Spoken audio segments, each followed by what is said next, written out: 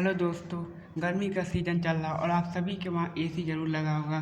Imagine करिए आप कमरे में बैठे हैं और एसी ऑन कर रहे हैं। सडनली आपको पता चले कि आपकी एसी की कूलिंग कम हो गई है, अर्थात आपका एसी कूलिंग ही नहीं कर रहा है। तो आप क्या करेंगे? जस्ट आप अपने एसी को खुद रिपेयर कर सकते हैं या जान सकते हैं कि आपकी एसी किन रीज़न की वजह से कूलिंग नहीं कर रही है। सबसे पहले आप चेक करेंगे कि आपकी जो एसी की जो इवापरेटर की में फ़ैन लगे हुए हैं और जो ओडू में जो कंडीशनर कॉइल के पास जो फ़ैन लगे हुए हैं उनकी स्पीड तो नहीं कम हो गई है। पहले जो स्पीड थी क्या पहले से वो ज़्यादा कम हो गए? अगर वो कम हो गए तो इसका इफेक्ट आपकी कूलिंग पे पड़ेगा। अगर आपकी इवापरेटर कूलिंग कर रही है, जो आईजूम लगी इवापरेटर कॉइल है वो कूलिंग कर रही है, कूल है, लेकिन आपकी जो फ़ैन है की स्पीड है वह खींच नहीं पा रही, आपको दे नहीं पा रही, तो वह आपके फ़ैन की गड़बड़ी है। अगर आपके फ़ैन की स्पीड कम है तो आपकी एसी कूलिंग नहीं करेगी। इसके लिए उपाय यही है कि आप अपने फ़ैन को नए में परिवर्तित, अर्थात अपने फ़ैन को बदल दीजिए और नया फ़ैन लगा दीजिए, तो आपकी कूलिंग सही हो जाएगी। दूसरी सबसे मेन रीज़न होती है कि आपके इवापरेटर और कंडीशनर कॉइल में अगर धूल जमी हो।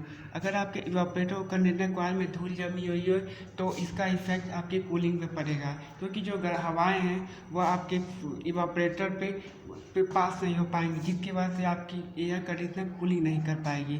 तो ये भी एक रीज़न हो सकता है। तीसरा रीज़न ये है कि अगर आपके एयर कंडीशनर तीसरा सबसे मेन रीज़न ये हो सकता है कि आपके एयर कंडीशनर में गैस ही ना हो।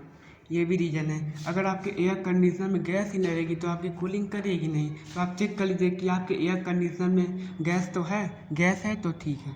अब अगली बात करते हैं कि और अब अगला रीज़न हो सकता है कि आपकी जो कंप्रेसर है उसकी पंपिंग कम हो गई है। अगर आपके एयर कंडीशनर की जो कंप्रेसर है उसकी पंपिंग कम हो जाएगी तो आपका जो गैस कम हो जाएगी, तो जो आपका एयर कंडीशनर का कंप्रेसर का जो कंप्रेसर है वह गैस को हाई टेम्परेचर हाई प्रेशर में पंपिंग कन्वर्ट नहीं कर पाएगा, जिसके वजह से आपकी एयर कंडीशनर कूलिंग पर भी इफेक्ट पड़ेगा। अगला रीज़न ये हो सकता है कि आपके एयर कंडीशनर जिस रूम में लगा हो उस रूम की साइज़ बड़ी हो, अर्थात अगर आपका air conditioner 1 ton 2 ton 1.5 ton है तो उसी वो जो एसी है वह उसी कमरे की कैपेसिटी के अनुसार ही कूलिंग करता है। आपका 1 टन का है तो उसी साइज कमरे की साइज होनी चाहिए कूलिंग कैप, तभी वो आपकी एयर कंडीशनर कूलिंग कर पाएगी। तो यह भी रीज़न हो सकता है कि आपकी जो एसी है वह उस कमरे में लगी हो जिसकी साइज़ बड़ी हो, जिसकी एरिया बड़ा हो, इतना अच्छे में कूलिंग नहीं कर पाएगा। अगली बात करते हैं तो ये भी रीज़न हो सकता है कि अगर आपकी जो कमरे के अंदर लगी इंडोर यूनिट और कमरे की लगी बाहर आउटडोर यूनिट, उनके बीच की दूरी अगर बहुत अधिक है तो भी उसके कूलिंग पे इफेक्ट पड़ेगा। मिनिमम और मैक्सिमम देखा जाए तो 10 फीट और मिनिमम 10 फीट है और मैक्सिमम 25 फीट, ये नॉर्मल डिस्टेंस है। ना ज़्यादा इस अधिक ना ज़्यादा कम। अगर इतना डिस्टेंस बना रहता है तो आपकी कमरे की कूलिंग पे बहुत ही अच्छी मानी जाएगी। तो ये सभी रीज़न जान के आपको कैसा लगा?